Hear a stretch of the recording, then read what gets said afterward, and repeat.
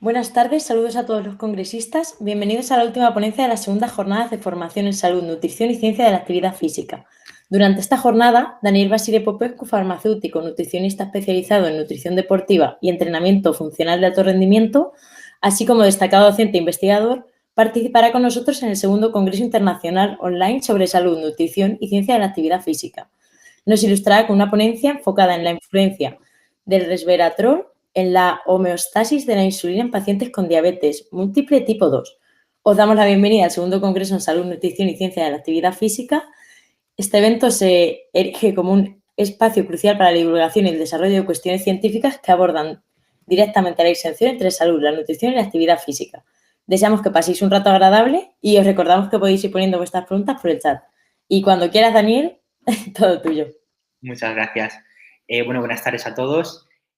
Antes de empezar, muchas gracias a los organizadores del Congreso por contar un año más conmigo para presentar, en este caso, el trabajo bueno, que lo he enfocado a la influencia del resveratrol en la homeostasis de la insulina en pacientes con diabetes mellitus de tipo 2. Bueno, me presento antes de empezar con, bueno, con la presentación y el trabajo. Mi nombre es Daniel, soy docente, investigador y nutricionista, bueno, y además farmacéutico y psicólogo. Bien, antes de empezar con lo que es la presentación, os describo brevemente en qué consiste. En primer lugar, voy a hacer una breve introducción y contextualización de lo que es la diabetes mellitus tipo 2. Entiendo bueno, que todos los que estamos hoy presentes entendemos en mayor o menor medida en qué consiste esta patología, pero simplemente por recordar un poco la fisiopatología de la enfermedad. Y luego, a continuación, profundizaré bastante más en las características del resveratrol, desde su descubrimiento, comentando algunas curiosidades, hasta su estructura, en qué consiste, un poco cómo funciona y luego también los efectos derivados de la presencia de esta molécula. A continuación, discutiremos los principales hallazgos, sobre todo de las últimas publicaciones. Bueno, adelanto desde ya que he escogido sobre todo publicaciones de los últimos 10 años, puesto que son las más relevantes. No obstante, hay alguna también de años anteriores, puesto que al final, bueno, pues han sido las que han sentado las bases del estudio de esta molécula. Adelanto también que el resveratrol en sí es un complemento, un suplemento nutricional que está comercializado en diferentes formulaciones, por tanto, se encuentra en el mercado. El propósito principal, aunque al principio de la presentación comentaré cuáles son las preguntas más relevantes que trataré de responder a lo largo de esta presentación, pero bueno, antes de esto, comentar la principal cuestión, que es si realmente este suplemento tiene los efectos que se le presuponen, ¿no? Entonces, bueno, intentaré dar respuesta a lo largo de esta presentación a esa pregunta fundamental. Y ya os digo que también trataré de contestar otras preguntas un poco más específicas que, bueno, comentaré un poco más en profundidad en el punto 5. Y luego, para cerrar la presentación, propondré unas referencias de interés que también he utilizado para la elaboración de este trabajo, pero que otras que destacaré no las he utilizado como tal, pero que abren nuevas hipótesis que seguramente nos darán unos resultados muy prometedores de ahora en adelante.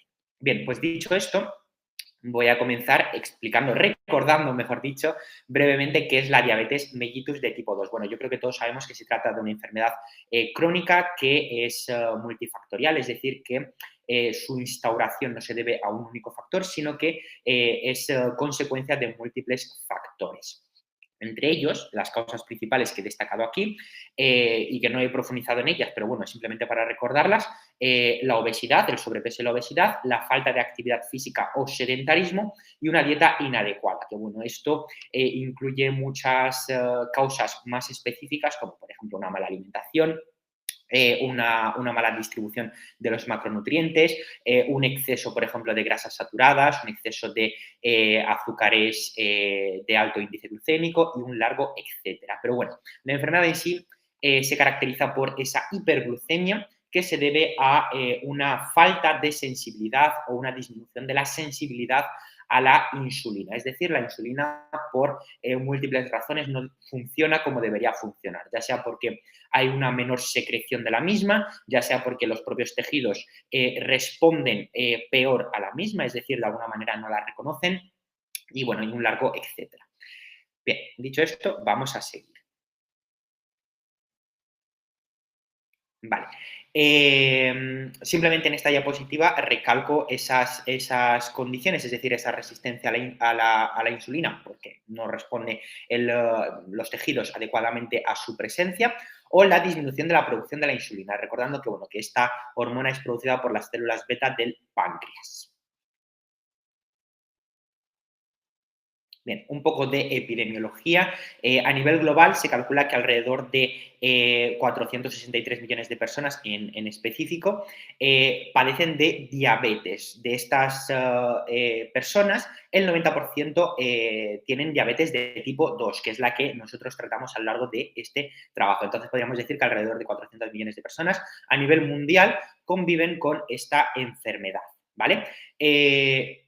Las predicciones de cara al futuro no son demasiado positivas, puesto que si la tendencia fuera la misma que hasta ahora, se presupone que para el año 2045, 2050 y en adelante este número de personas se multiplicaría por 2, es decir, el doble de personas para dentro de 20-25 años aproximadamente tendrían diabetes mellitus de tipo 2. Por tanto, esto no es alentador y por consiguiente es necesario que se abran nuevas hipótesis, nuevas líneas de investigación para tratar de reducir ya sea la incidencia de la enfermedad mediante el cambio de hábitos, etcétera, o ya sea su tratamiento, su abordaje, sobre todo para evitar las complicaciones derivadas de la presencia de esta enfermedad, ¿vale? A modo de ejemplo, simplemente, se calcula que en Estados Unidos alrededor de 34 millones de adultos padecen de diabetes mellitus de tipo 2, de los cuales el 80% tienen sobrepeso u obesidad. Por tanto, en este caso simplemente lo he puesto para recalcar que ese sobrepeso y esa obesidad son un factor a tener en cuenta en todos los casos. Obviamente no es el único factor, puesto que se ha visto que también en personas sin sobrepeso ni obesidad puede darse la presencia, la incidencia de la diabetes mellitus de tipo 2 en este caso. No obstante, es un factor a tener en cuenta, puesto que hay mucha mayor probabilidad de contraer esta enfermedad teniendo ese sobrepeso u obesidad, ¿vale? Bien, dicho esto, vamos a seguir. En cuanto al impacto social de esta patología, he destacado estas dos variables, la mortalidad y la pérdida de calidad de vida. En ambos casos, los valores de ambos factores se ven incrementados, es decir, hay un incremento de la mortalidad para aquellas personas que padecen de esta enfermedad y al mismo tiempo hay una pérdida de la calidad de vida, ¿vale? La mortalidad, sobre todo, aumenta como consecuencia de una mayor incidencia de enfermedades cardiovasculares, que por supuesto se debe sobre todo a eventos de tipo cardiovascular, como podría ser, por ejemplo, el infarto de miocardio o cualquier alteración a nivel vascular que incrementaría ese riesgo de pérdida de funcionalidad o muerte. ¿Vale? Y luego, en cuanto a la pérdida de calidad de vida, se debe sobre todo a afecciones en diferentes tejidos y órganos, por ejemplo, neuropatías, problemas renales o nefropatías y pérdidas de visión, sobre todo con alteraciones de la retina, ¿vale? Entonces, eso obviamente va a empeorar considerablemente la calidad de vida de las personas que padecen de diabetes y ya no solo eso, sino que de aquellas que padecen de diabetes y que no lo abordan adecuadamente, ya sea a nivel nutricional o a nivel farmacológico. Por tanto, podríamos concluir en cuanto a este apartado que la diabetes mellitus de tipo 2 o cualquier tipo de diabetes, por supuesto, supone diferentes alteraciones, pero esas alteraciones se podrían aminorar, es decir, no podrían ser, o sea, podrían no ser tan importantes, tan presentes en la vida de estos pacientes, siempre y cuando el abordaje, ya sea nutricional o farmacológico, fuera el correcto. Por tanto, también es un poco parte, ¿no?, de este trabajo y de los trabajos científicos relacionados con este campo que tienen como objetivo, ¿no?, que al final, vale, hay una incidencia, una alta incidencia de diabetes mellitus tipo 2 en este caso debido a diferentes factores, pero bueno, tenemos también diferentes abordajes con los que podemos, bueno, pues reducir estas consecuencias negativas debidas a la enfermedad. Vale. Justo en cuanto al abordaje de la enfermedad, bueno, pues los tratamientos estándar, que los he tratado de resumir en esta diapositiva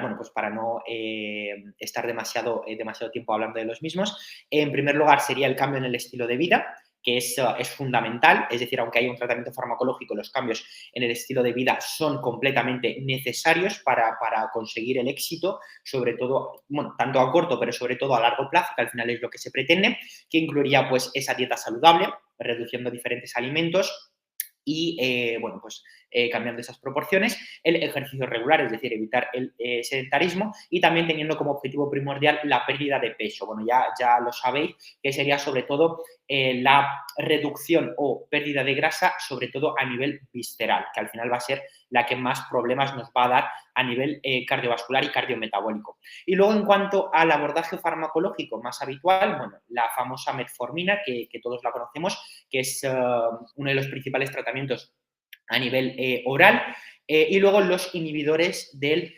cotransportador de glucosa y sodio, que actúa sobre todo reduciendo la reabsorción de glucosa, es decir, toda esa glucosa que se ha secretado a nivel renal, pues evitar su reabsorción. De esta manera reduciríamos la cantidad de glucosa en sangre y, por tanto, en el organismo, por consiguiente, también reduciéndose los efectos nocivos como consecuencia de su presencia.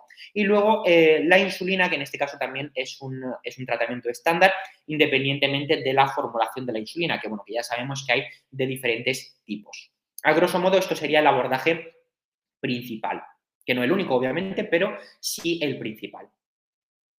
No obstante, la administración de estos fármacos, sobre todo, no está exenta de efectos adversos. Los principales efectos adversos no son los únicos ni de lejos, pero bueno, los principales efectos adversos que se han visto son sobre todo a nivel gastrointestinal, que cursan con náuseas o diarrea, pero también el riesgo de hipoglucemia, sobre todo al principio de la administración de estos fármacos, que, bueno, ya sabemos que no se controla del todo la dosis, es decir, puede haber, bueno, pues no se afina desde el principio con la dosis, entonces eso aumenta el riesgo de hipoglucemia. Por tanto, obviamente, si tuviéramos, por ejemplo, un coadyuvante, es decir, otra molécula, otro compuesto que se pudiera utilizar conjuntamente con estos fármacos, pues podríamos reducir las dosis de los mismos y, bueno, pues obviamente ante la presencia de esa nueva molécula, ese nuevo compuesto, que en este caso, bueno, pues podría ser, por ejemplo, el resveratrol. Es decir, si utilizaríamos el resveratrol junto, por ejemplo, a la insulina o junto a la metformina o junto a cualquier fármaco que se utilizara para el abordaje de la diabetes, pues obviamente también reduciríamos estos efectos secundarios. Entonces, bueno, pues podría ser una de las principales aplicaciones del resveratrol en cuanto a este campo.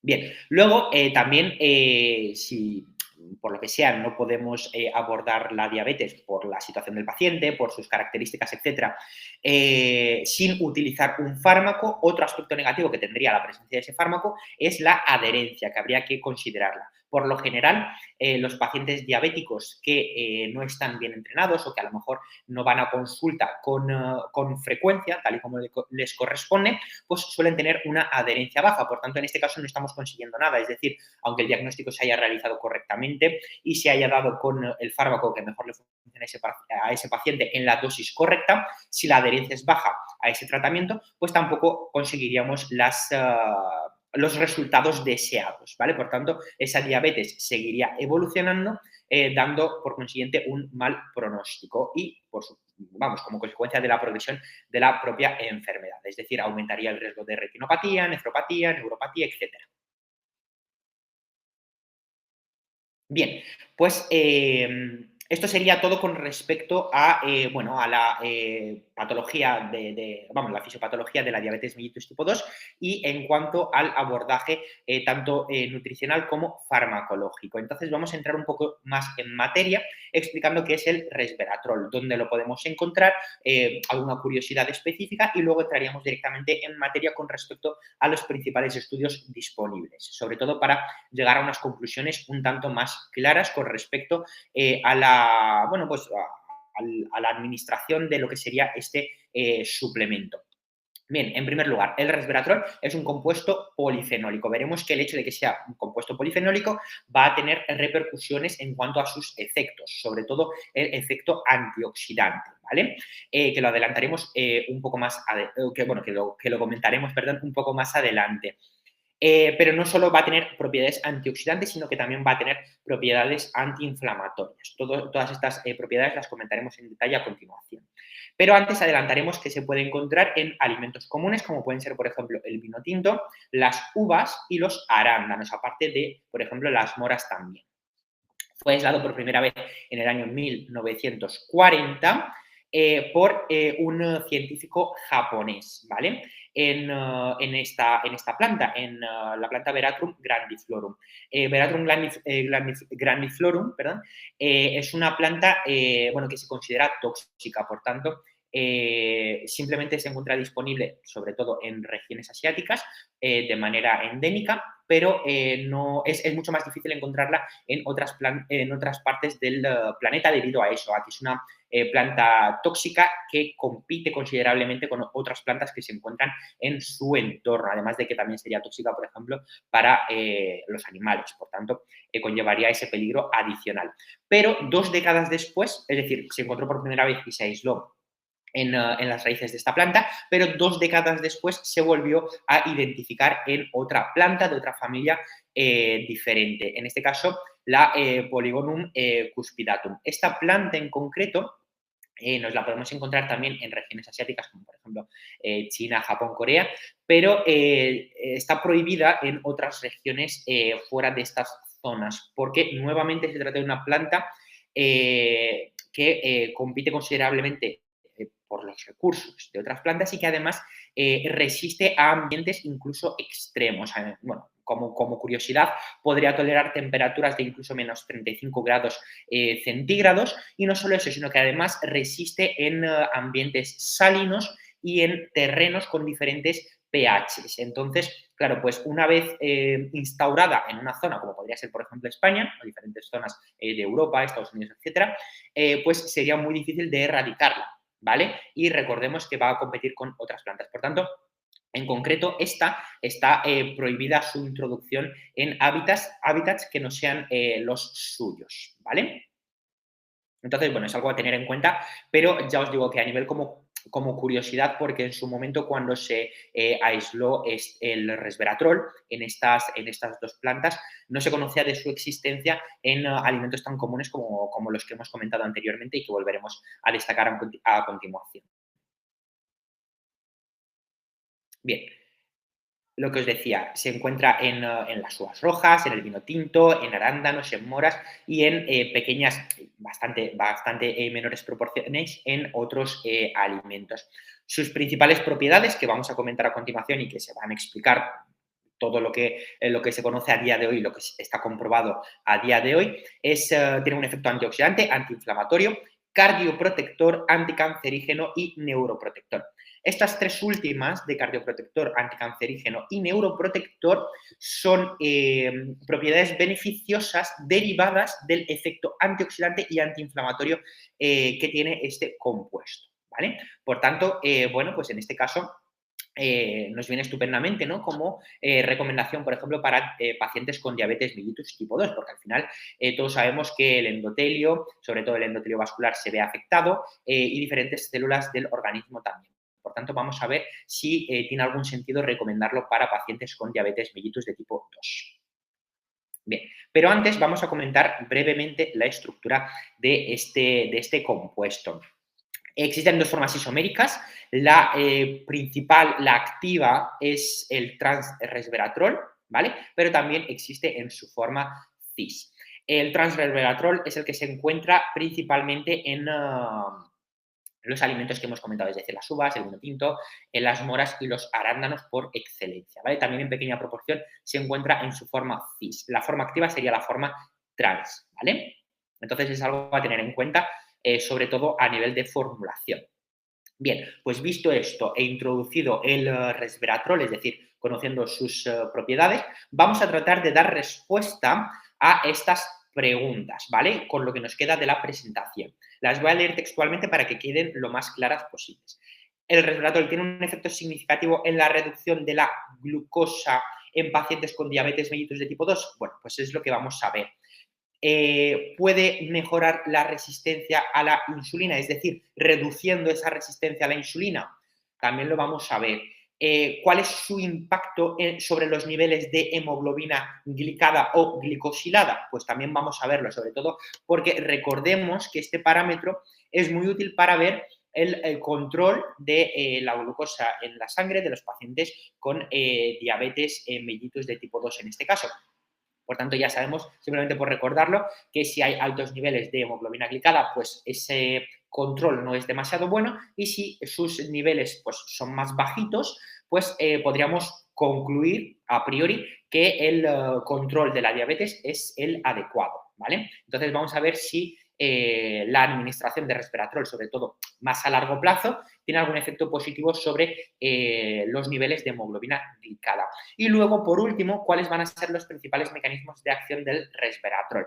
Ya digo que comentaré los principales, trataré de explicarlos para que se entiendan bien y, bueno, pues también adelantaré que, por supuesto, esto no está cerrado como tal, sino que seguramente futuras investigaciones nos van a dar muchos más indicios y van a esclarecer muchísimo mejor cómo funciona efectivamente esta molécula, este compuesto, ya sea para esta enfermedad o en general, ¿vale? Simplemente en esta presentación comento lo que se sabe actualmente. Bien, nuevamente, recuerdo, ¿vale?, cuáles son las propiedades del resveratrol. Tiene ese efecto antioxidante, sobre todo porque va a tratar, bueno, va en función de la dosis, realmente, se pretende reducir los radicales libres, ¿vale? Esas especies reactivas de oxígeno, por tanto, se va a prevenir con ello el daño oxidativo celular. Luego también tiene efecto antiinflamatorio, sobre todo actuando sobre diferentes citoquinas, y luego, debido a ese efecto antioxidante y antiinflamatorio, pues va a tener un efecto cardioprotector. Sobre todo sobre la función endotelial, pero bueno, también en otros aspectos. Vale, pues empezamos con las propiedades antioxidantes. Como os adelantaba en la diapositiva anterior, el efecto va a ser sobre todo frente a las especies reactivas de oxígeno, las famosas ROS, ¿vale? Las van a, o sea, la presencia del resveratrol va a reducir la concentración de ROS. Por tanto, en ese caso va a haber un menor daño celular y un menor daño sobre el ADN, ¿vale? Lo cual obviamente va a ser positivo. En este caso, el efecto directo sobre, relacionado con la diabetes mellitus tipo 2 va a ser esa protección en las células beta pancreáticas, es decir, va a tener un efecto generalizado, pero para el caso que nos comete, pues va a ser sobre las células beta pancreáticas, es decir, estas van a acumular menos daños, ¿vale? Debido a ese efecto antioxidante. Por tanto, no va a empeorar lo que es la producción de insulina y la calidad de estas células. Por tanto, a priori podríamos decir que es algo positivo. Luego, los efectos antiinflamatorios van a ser a diferentes niveles, que de hecho adelanto aquí que va a haber una inhibición sobre esta ruta metabólica, que es clave para la inflamación en general, pero sobre todo en este caso para la respuesta inflamatoria en el páncreas, y luego también la respuesta inflamatoria a nivel endotelial, pero también va a modular la producción de citoquinas, en concreto la interleucina 6 y el factor de necrosis tumoral alfa, ¿vale? Que ambos están relacionados con la inflamación crónica en la diabetes mellitus tipo 2, es decir, en pacientes con diabetes mellitus tipo 2. Por tanto, en este caso, pues también podríamos decir que tiene ese efecto positivo. pero no van a ser los únicos efectos, ¿vale? Sino que va a haber también un efecto del resveratrol sobre la AMP quinasa, ¿vale? La AMP quinasa va a intervenir en la captación de glucosa y en la oxidación de los ácidos grasos. En concreto, va a favorecer la captación y la utilización de la glucosa por las células, por tanto, en este caso es algo positivo, puesto que esa glucosa se va a poder metabolizar y va a permanecer menos tiempo en la sangre, por tanto se van a reducir esos efectos nocivos ante la presencia de la glucosa en la sangre. Y luego también va a favorecer la oxidación de los ácidos grasos, eso quiere decir el consumo de los ácidos grasos. Por tanto, también es positivo porque con esto se reduce esa adiposidad, sobre todo a nivel visceral, que como comentábamos al principio, es la que es realmente negativa a nivel cardiometabólico. Por tanto, en este caso también vemos otros efectos positivos, ¿vale? Ya sea relacionados específicamente con los niveles de glucosa o con la adiposidad visceral. En este caso, recalco un estudio publicado en el año 2011 en el que se han suplementado, bueno, en este caso en seres humanos, más adelante veremos algunos estudios que se han realizado solo en animales, pero en este caso ha sido en seres humanos, a los que se les ha administrado durante 30 días, es decir, durante un periodo de tiempo relativamente corto, 150 miligramos de resveratrol al día. Y lo que se ha visto en estos casos es que se ha mejorado considerablemente la sensibilidad a la insulina y en este caso todos los individuos que se han incluido en este estudio eran obesos, es decir, tenían un IMC superior a 30. Por tanto, realmente vemos que, al menos por los estudios que están disponibles actualmente, sí que hay efectos bueno, pues efectos considerables vamos, con la administración de resveratrol. Bien. Otro efecto que tiene el resveratrol es la translocación del transportador GLUT4, ¿vale? Eso va a permitir bueno, pues un mejor transporte de la glucosa, por tanto, un mejor aprovechamiento de la misma, reduciendo sus niveles en sangre y, por tanto, esas consecuencias negativas que habíamos comentado antes a nivel endotelial y a nivel de diferentes tejidos, los más sensibles, los riñones y la retina o el sistema nervioso. Y luego también se va a inhibir la gluconeogénesis hepática por medio de la inhibición de la enzima glucosa 6-fosfatasa, ¿vale? Entonces, en este caso también, bueno, pues si ya de por sí se aprovecha mejor la glucosa presente en sangre, también se reduce su formación endógena, por tanto, es también un aspecto positivo para los pacientes diabéticos en este caso.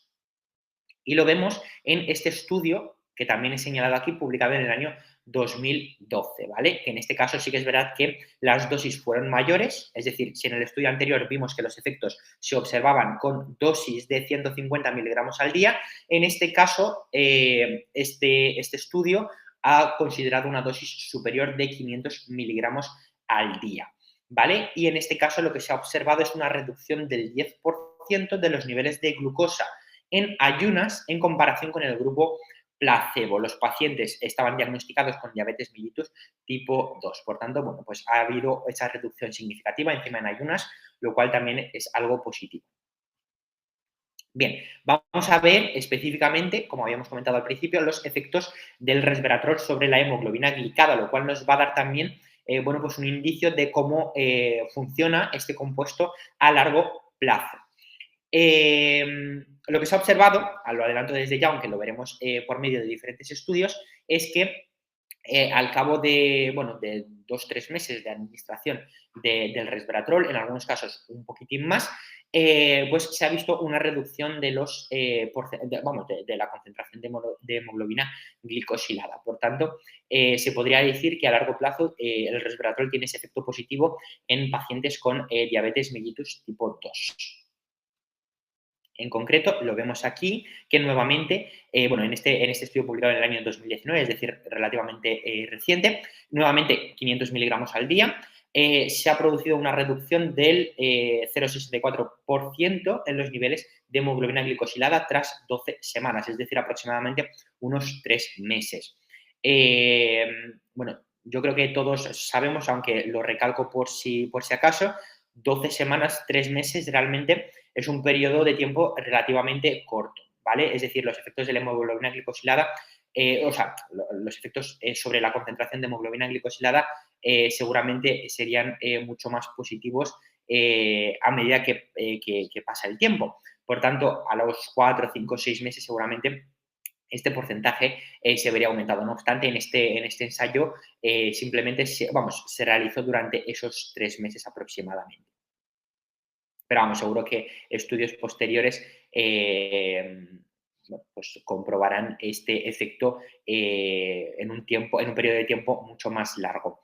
Bien, ya hemos comentado los efectos que tiene el resveratrol sobre la AMP quinasa, pero vamos a ver otra molécula que en este caso es muy importante, que es la sirtuina 1, ¿vale? Que, bueno, simplemente por abreviar la llamaré sirtuno, pero, bueno, es esta molécula, ¿vale?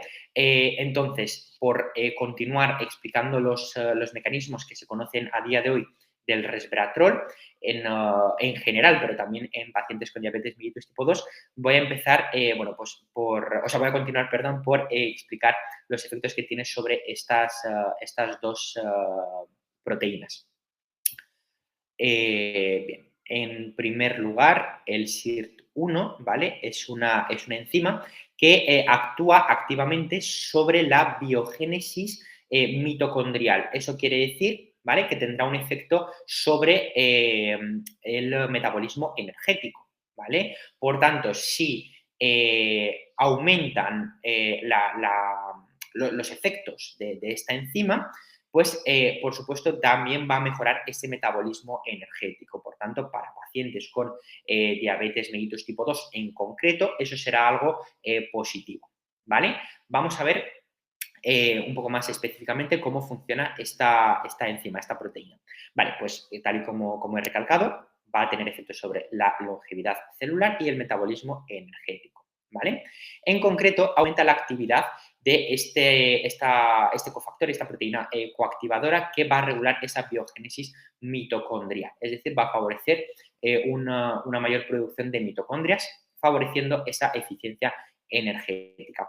Pero también el SIRT1 también modula aquellos genes que están implicados en un efecto antioxidante. Por tanto, a nivel del material genético, a nivel del ADN, también vamos a ver más efectos positivos. Es decir, si al principio de la presentación veíamos que el resveratrol, por su estructura, tenía efectos frente a las especies reactivas de oxígeno, a los ROS, en este caso también vemos que actúa específicamente modulando genes que a su vez tienen también ese efecto antioxidante.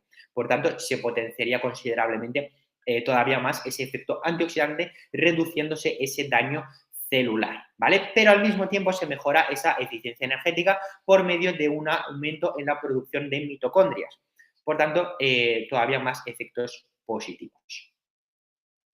Y luego la MP quinasa, que le hemos introducido anteriormente, lo que veíamos era que mejoraba la eficiencia en la captación de glucosa por medio de la translocación del transportador GLUT4, pero también que tenía ese efecto positivo frente a la oxidación de los ácidos grasos, mejorando esa oxidación de los ácidos grasos. Entiéndase como su consumo, es decir, esos ácidos grasos, ese tejido adiposo visceral, pues se reduciría debido a que se optimizaría el uso de esos ácidos grasos que están depositados, ¿vale? Entonces, para una persona, un paciente con diabetes mellitus de tipo 2 y con sobrepeso y obesidad, en este caso sería muy positivo. Y aquí lo vemos, bueno, pues con este estudio, vamos, lo he puesto más que nada porque es el que he utilizado para esta afirmación, pero es interesante leerlo en profundidad para entender un poquito mejor cómo funciona a este nivel el resveratrol. Bien, aquí nuevamente recalco ese aumento en la producción de mitocondrias, esa biogénesis mitocondrial por medio de la activación de SIRT1 y de esta proteína coactivadora. Y también, bueno, pues al aumentar la presencia de mitocondrias y su eficiencia, pues mejoraríamos esa eficiencia energética. Aquí hay un estudio en el año 2006 que, bueno, que ha sido uno de los principales estudios que ha dado lugar a numerosas hipótesis que se han comprobado posteriormente sobre el efecto del resveratrol, en este caso sobre las mitocondrias y también sobre la grasa a nivel hepático, ese depósito de grasa a nivel hepático que podría darse en pacientes con sobrepeso y obesidad y que en la mayoría de los casos suele estar presente. En este caso, el estudio, como era uno de los principales estudios realizados, se realizó en modelos animales, pero ya os comento que bueno, sirvió para afirmar numerosas hipótesis comprobadas posteriormente. Bien, más estudios en animales que se han realizado. Bueno, pues se ha comprobado también esa mejoría en la sensibilidad frente a la insulina, reduciendo, bueno, pues esa glucosa presente en sangre, esa glucosa que se acumularía en sangre en los pacientes con diabetes. En concreto, se realizaron estudios donde los ratones, aparte de ser ratones obesos, se alimentaban con dietas ricas en grasas. Entonces, ante esas situaciones, incluso el resveratrol mejoró esa función mitocondrial y redujo la resistencia a la insulina. Entonces, incluso en casos en los que la situación en sí es negativa, porque se da la presencia de obesidad y se da la presencia de una dieta inadecuada, pues incluso en esos casos se ha observado esa mejoría significativa, ¿vale? Por tanto, bueno, pues ante esta situación, pues todo, bueno, pues se podría traducir en que el resveratrol pues sí que tiene efectos a estos niveles. Aquí vemos un estudio publicado en el año 2011 donde bueno, pues se han realizado estas comprobaciones en animales, en concreto en ratones, y también se observó esa prevención de la neuropatía diabética, en este caso nuevamente en modelos animales. En humanos, los diferentes ensayos clínicos, aquí no los he detallado porque son unos cuantos, ha mejorado, aparte de lo que es la concentración de glucosa en sangre, también ha mejorado, bueno, pues como no, pues vamos, como no podría ser menos, el perfil lipídico, la presencia de triglicéridos circulantes, también el colesterol LDL. Por tanto, nuevamente es algo positivo, porque recordemos, aunque no lo he mencionado al principio, pero recordemos que por lo general, ¿vale?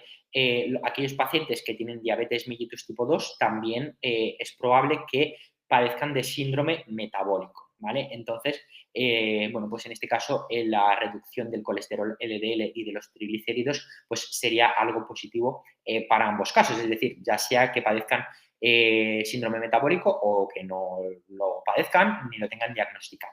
¿Vale? En ambos casos sería algo positivo, puesto que se reduciría ese riesgo cardiovascular, es decir, todos esos efectos nocivos que ya conocemos sobre el sistema cardiovascular y a nivel cardiometabólico, que recordemos nuevamente que eso es lo que aumentaba muchísimo la mortalidad en estos pacientes y también la calidad de vida. Aquí se realizó un estudio mucho más específico, en concreto en 34 mujeres con síndrome de ovario poliquístico, ¿vale? Y en este caso también se comprobó en el año 2016 que se mejoró significativamente la sensibilidad a la insulina y, o sea, en general, pero también se redujo los niveles de insulina en ayunas. O sea, nuevamente corroborándose lo que se observó también en el estudio anterior, donde vimos que también en ayunas se había reducido los niveles de glucosa. Bien,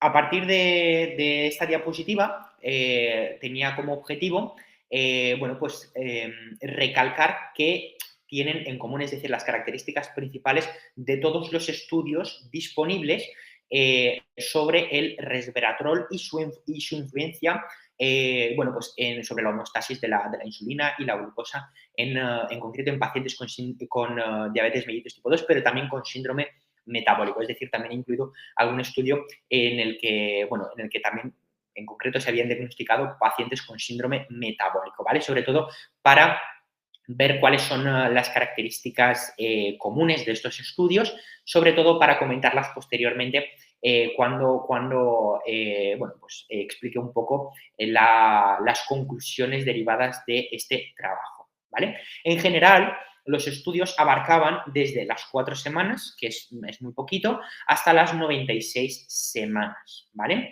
Y las dosis de resveratrol oscilaron entre los 10 miligramos día hasta los 3 gramos día.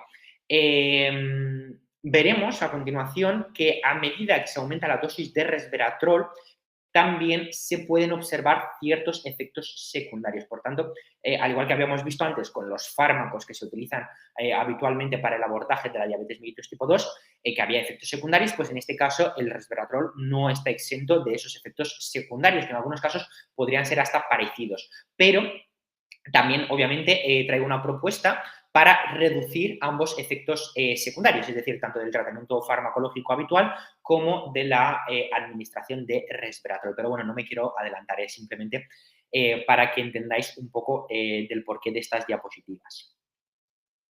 Bien, lo dicho, las dosis más bajas que se han utilizado han sido de 10 miligramos diarios, se puede observar en este estudio publicado en el año 2011, pero también de hasta 3 gramos diarios que bueno, se ha utilizado en diferentes ensayos publicados, en este caso, en el año 2014. Pero bueno, de media, por lo general, se han utilizado estas dosis de 150 miligramos a 500 miligramos, que de hecho nosotros lo hemos visto anteriormente en unas cuantas diapositivas. También quería recalcar, y lo he puesto aquí abajo, que realmente no se ha encontrado una relación clara entre la dosis de resveratrol y su efectividad. Es decir, algunos estudios han demostrado que a dosis bajas hay efectos además significativos. Y otros han demostrado a dosis altas otros efectos significativos, pero no los efectos que se han demostrado a dosis bajas.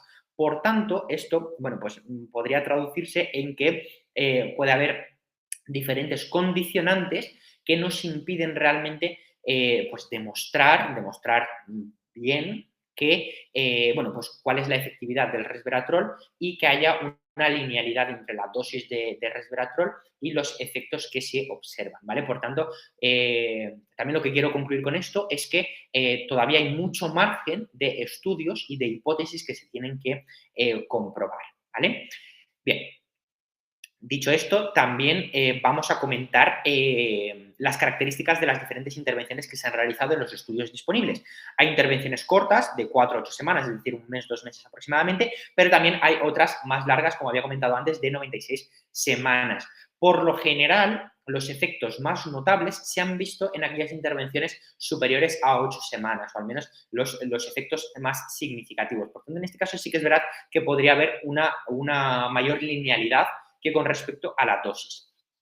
Sobre todo, los principales efectos que se han observado en intervenciones superiores a las 8 semanas es sobre la hemoglobina glicada. Es decir, sí que es verdad que se ha visto que ante una administración más a largo plazo, se observa una reducción de la hemoglobina glicada. También quiero señalar en este caso, que creo que no lo he puesto en la presentación, que no ha habido una única intervención. Es decir, tengo que recalcar que estas conclusiones las he sacado de diferentes estudios, que en todos los casos la intervención era superior a las 8 semanas, pero que además de la administración de resveratrol, también se han realizado otros abordajes, como por ejemplo una modificación de la dieta, mejorándola, pero también un incremento de la actividad física, es decir, donde a priori los diferentes grupos de pacientes que han intervenido en estos estudios eran sedentarios, pero que por medio de la intervención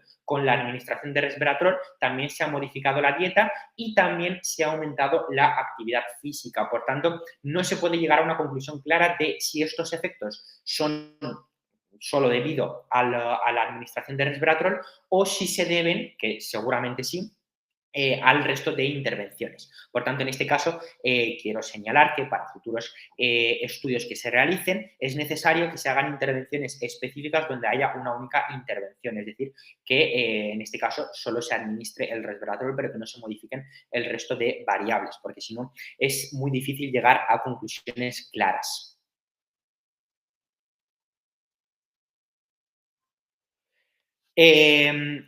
Bueno, en general, ¿qué otros parámetros se han evaluado en los estudios disponibles? Pues la glucosa en ayunas, que lo hemos visto nosotros también en dos estudios específicos donde la administración era de 500 miligramos de resveratrol.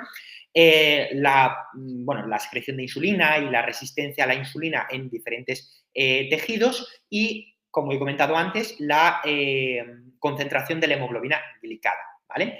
Sobre todo en estos casos no tenía sentido que la comprobación de la hemoglobina glicada fuera en intervenciones inferiores a los 2 meses, es decir, a las 8 semanas, porque no se va a modificar considerablemente este parámetro, porque, como había comentado antes, es un parámetro que se modifica y que se observa mucho mejor a largo plazo. En todos los casos, vuelvo a señalar que este parámetro es el que más se ha podido comprobar. Bien, y en este caso recalco también la heterogeneidad de los estudios disponibles. Hay una heterogeneidad muy alta que nos impide avanzar en este campo para llegar a unas conclusiones claras. Es decir, desde el número de pacientes, la edad de los pacientes, las diferentes situaciones de los pacientes, desde diagnósticos en algunos casos poco claros, es decir, en algunos casos sí que es verdad que se utilizaban solamente pacientes con diabetes mellitus tipo 2, pero en otros casos se combinaba pacientes con diabetes mellitus tipo 2 y síndrome metabólico. Por tanto, todos sabemos que, aunque hay aspectos comunes, no se trata exactamente de la misma patología, puesto que en ambas situaciones bueno, pues, hay parámetros y factores diferentes a tener en cuenta. Luego también la edad de los pacientes, que eso al final, bueno, pues en edades más avanzadas nos encontramos con diferentes comorbilidades que hacen que los efectos del resveratrol pues sean inferiores, lo cual va a afectar al análisis estadístico. Y luego también las diferentes dosis que se han empleado para estos estudios, la disponibilidad del resveratrol. Como había comentado al principio de la presentación, el resveratrol es ya un suplemento que se encuentra comercializado en diferentes formas y presentaciones. Por tanto, el hecho de que en un estudio se utilice uno y en otro estudio se utilice otro con diferentes biodisponibilidades, pues por supuesto también va a afectar a estos efectos observados en estos estudios. Bien, por tanto, para futuros estudios es muy necesario que se homogeneicen estos aspectos, porque si no es imposible llegar a conclusiones claras.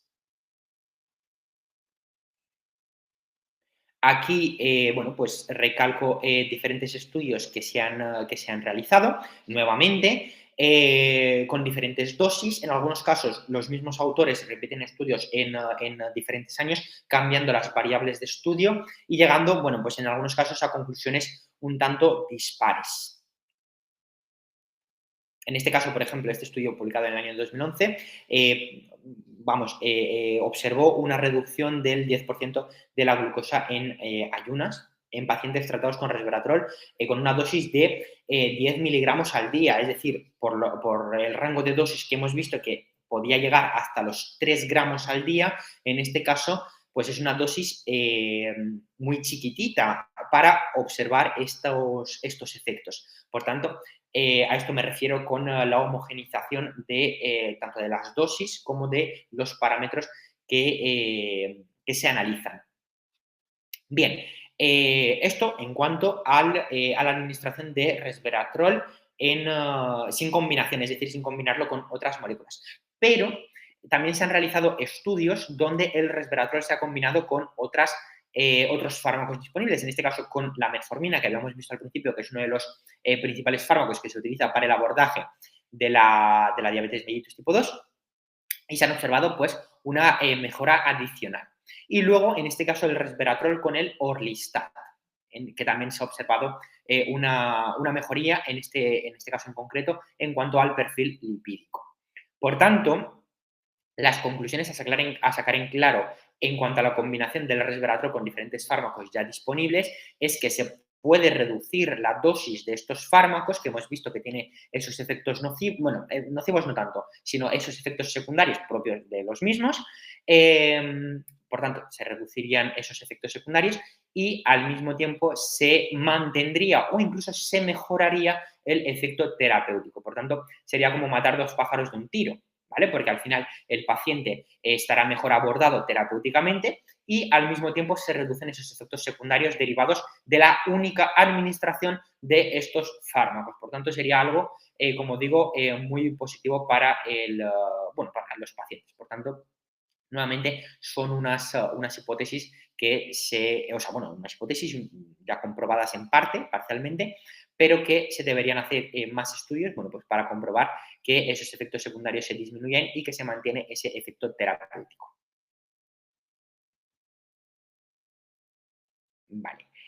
Aquí recalco esta necesidad, ¿no?, de estas combinaciones para realizar estudios de aquí en adelante, para comprobar estas hipótesis. Y también propongo para futuros estudios una mayor duración de los mismos, es decir, que se hagan a largo plazo, porque al final recordemos que la diabetes es una enfermedad crónica que sí puede mejorar considerablemente la calidad de vida, siempre y cuando se aborde, se diagnostique, etcétera, adecuadamente, pero que no deja de ser una enfermedad crónica, es decir, que en la mayoría de los casos los pacientes van a tener que convivir con ella el resto de su vida. Por tanto, si se hacen estudios pues, a lo largo de los años con la administración de resveratrol, seguramente observaremos muchos más efectos y llegaremos a unas conclusiones mucho más claras. Y luego también otra parte negativa, otra desventaja de las formulaciones actuales es que la biodisponibilidad del resveratrol no es la más adecuada, es decir, se formulan dosis relativamente altas, pero lo que realmente se absorbe y lo que realmente tiene efecto no es, no es demasiado, no es un porcentaje demasiado alto, sino que es relativamente bajo. Por tanto, eso también se tendría que mejorar por medio de lo que he propuesto aquí, encapsulaciones lipídicas o combinaciones con otros compuestos, como por ejemplo aminoácidos, para mejorar esa absorción y esa biodisponibilidad y por consiguiente la eficacia. También que se utilicen dosis estandarizadas y diferentes poblaciones, porque por lo general los estudios disponibles suelen ser sobre todo en poblaciones europeas o en poblaciones estadounidenses. También que se hagan estudios vamos, en diferentes rangos de edad, es decir, que no haya solamente pues, por ejemplo, adultos entre 30 y 40 años, que ha sido lo más habitual, sino que se hagan en diferentes rangos y que esos estudios sean específicos para esos rangos de edad. Porque si no, sí que es verdad que lo que había comentado antes, hay edades más avanzadas donde se encuentran diferentes enfermedades, aparte de la diabetes mellitus tipo 2. Por consiguiente, bueno, pues eso va a repercutir en los efectos observados del resveratrol. En cuanto a la seguridad de este compuesto, por lo general los rangos mejor tolerados es de 1 a 2 gramos al día como máximo. A partir de los 2 gramos, sobre todo a partir de los 2,5 gramos al día, se han observado efectos adversos propios, por ejemplo, también de la metformina, ¿vale? Como por ejemplo las náuseas y la diarrea, pero también, bueno, cierto malestar abdominal.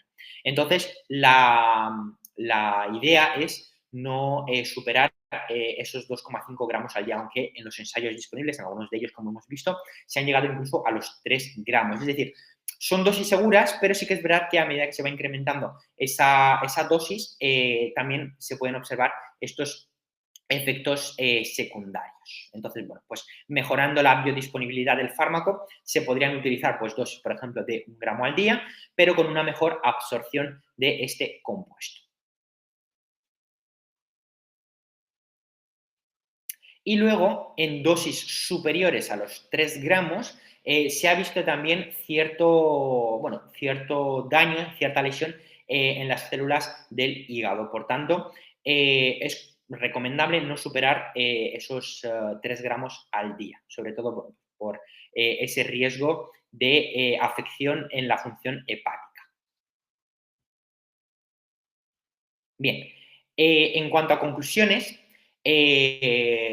conclusiones mías propias de todos los estudios que he incluido en esta presentación, pero bueno, también en otros estudios que he estado consultando.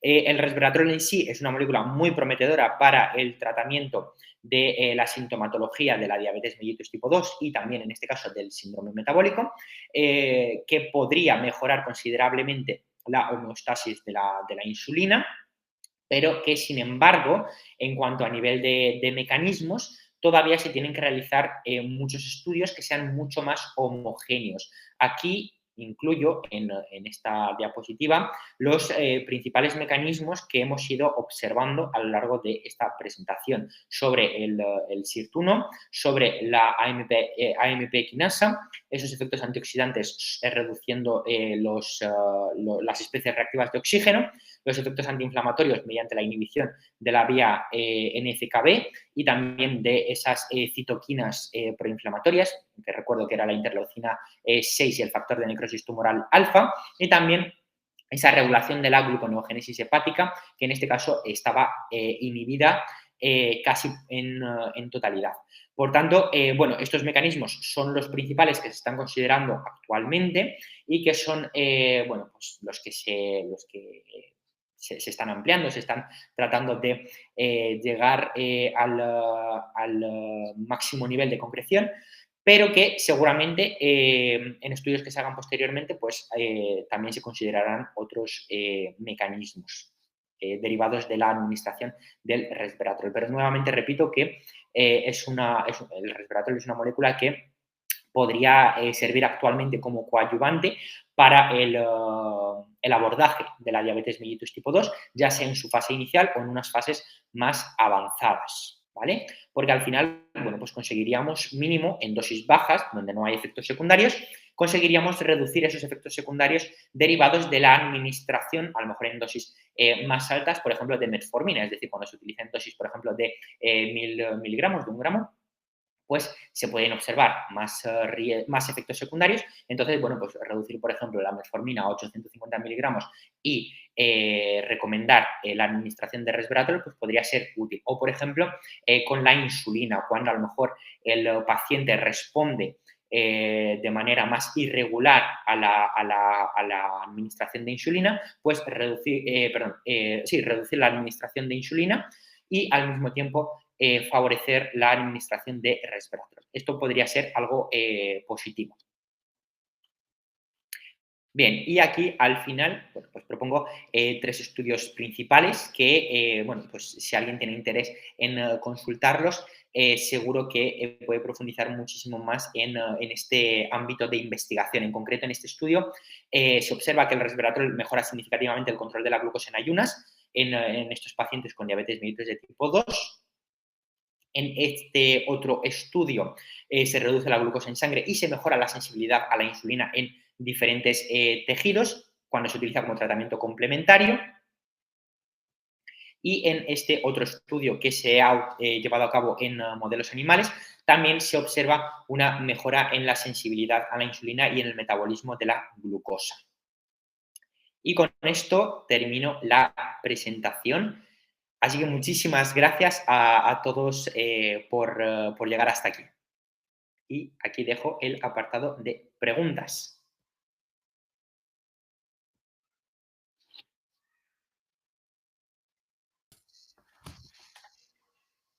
Hola Daniel, de nuevo. Ah, Nada, decirte que todos son halagos y felicitaciones por parte de los congresistas que están visualizándonos esta tarde. Lo bien expuesto, interesante que ha sido tu ponencia, ¿vale? Agradecértelo también. muchas gracias a vosotros. Y nada, si te parece, me he ido apuntando por aquí un par de preguntillas que han ido poniendo por el chat y otras que tengo también del grupo, ¿vale? Pues si quieres empiezo. Sí. Vale, la primera, siendo uvas y vino uno de los alimentos que contienen resveratrol, ¿qué cantidad se aconseja para efecto cardioprotector? ¿Se sigue aconsejando 1 o 2 vasos de vino en comidas para esta protección? Una pregunta muy interesante y yo creo que ahora mismo se está debatiendo si es ético recomendar el vino. Claro, el vino recordemos que contiene, bueno, pues alcohol. Entonces, yo, por ejemplo, como nutricionista, no me atrevería a recomendarlo. Más que nada porque, como he comentado, en este caso en concreto con el resveratrol, se puede encontrar en otros alimentos, por tanto, siempre se optaría por recomendar otros alimentos antes que el vino. Entonces, habría que debatirlo ampliamente, pero yo personalmente no recomendaría ninguna cantidad de vino. Vale, pues si quieres pasar a la siguiente. Sí, por supuesto. Has comentado que la metmorfina produce hipoglucemias. Tenía entendido que no, por si lo podías aclarar. Sí, a ver, depende mucho del paciente. Por lo general es un fármaco muy seguro, de ahí que también se utilice tan ampliamente. Es uno de los principales fármacos que se utiliza para el abordaje de la diabetes mellitus tipo 2. Es raro que produzca hipoglucemia, pero sí que es verdad que en algunos pacientes donde la enfermedad es bastante más avanzada, sobre todo cuando se utiliza al inicio, puede llegar a producir hipoglucemia, ¿vale? Y también esos efectos, yo he destacado en la presentación sobre todo efectos gastrointestinales, que suele ser más esas náuseas o incluso diarrea, más que hipoglucemia, pero sí que se puede dar en algunos pacientes. La hipoglucemia, es verdad, tal y como señalas, es mucho más frecuente con la administración de la insulina, más que con la metformina, en este caso. Vale. Si quieres pasar a la siguiente, ¿sería el Sí. resveratrol adecuado para el tratamiento de otras enfermedades de origen inflamatorio o enfermedades cardíacas?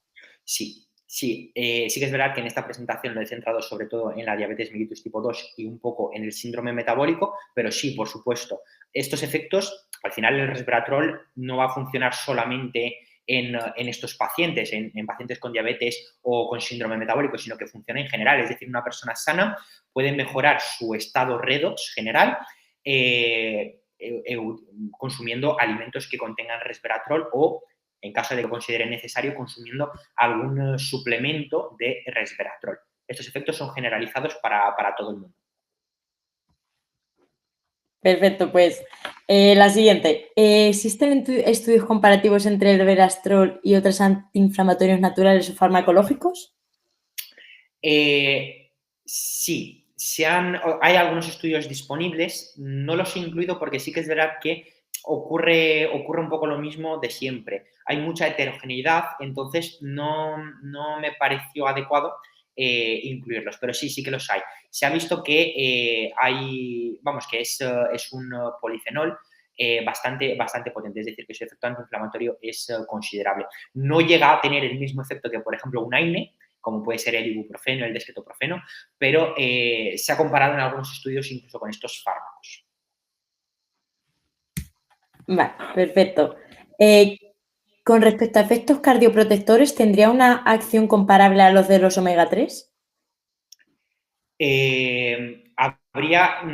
Yo, hasta donde yo sé, no he visto ningún estudio disponible, pero sería una buena idea para un estudio que se haga más adelante. Yo, por lo que he podido leer, por las propiedades del resveratrol, creo que sí, que se podría comparar e incluso que podría ser hasta superior, pero no te lo sabría confirmar al 100%.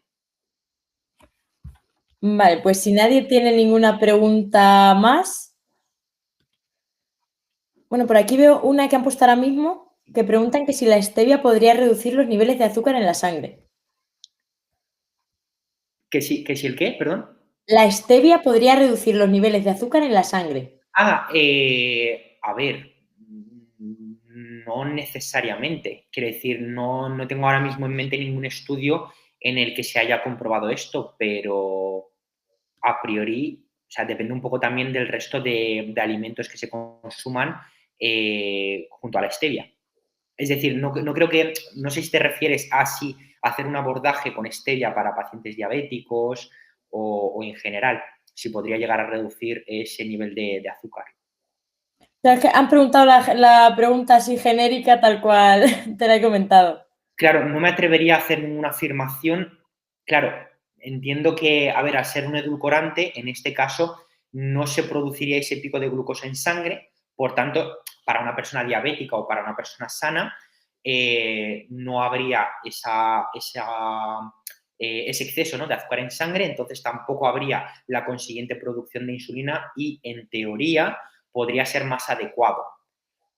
pero ya te digo, no me atrevería a hacer esa afirmación directamente. O sea, Vale, quiero ser precavido para dar una respuesta en este sentido, porque es que no tengo ningún estudio en mente que, bueno, que haya corroborado eso. vale. Pues nada, Daniel, por mi parte decirte que ha sido un placer poder asistir a tu ponencia y conocer más a fondo la influencia del resveratrol a pacientes con diabetes. Es una suerte contar con profesionales de tu categoría en el Congreso y desde la organización nuevamente te agradecemos tu participación en el segundo Congreso de Salud, Nutrición y Ciencia de la Actividad Física. Muchas gracias. Muchas gracias a vosotros, como siempre, por volver a contar conmigo y también muchísimas gracias a todos los asistentes y a todas las preguntas que habéis hecho. Espero de verdad que, bueno, pues que os haya servido esta ponencia y nos vemos seguramente el año que viene. Esperemos que sí, esperemos contar contigo también. Y nada, asimismo, nosotros también extendemos nuestro agradecimiento a todos los congresistas que se unen a nosotros en la promoción de conocimiento y en el impulso del emprendimiento del personal del ámbito de la salud, y vuestra participación activa e interés en seguir aprendiendo y compartiendo experiencias son los pilares que al final hacen posible estos eventos. Esperamos que hayáis disfrutado del evento y pasado un rato agradable. Y también os recordamos poder realizar la encuesta de satisfacción final tras finalizar esta ponencia.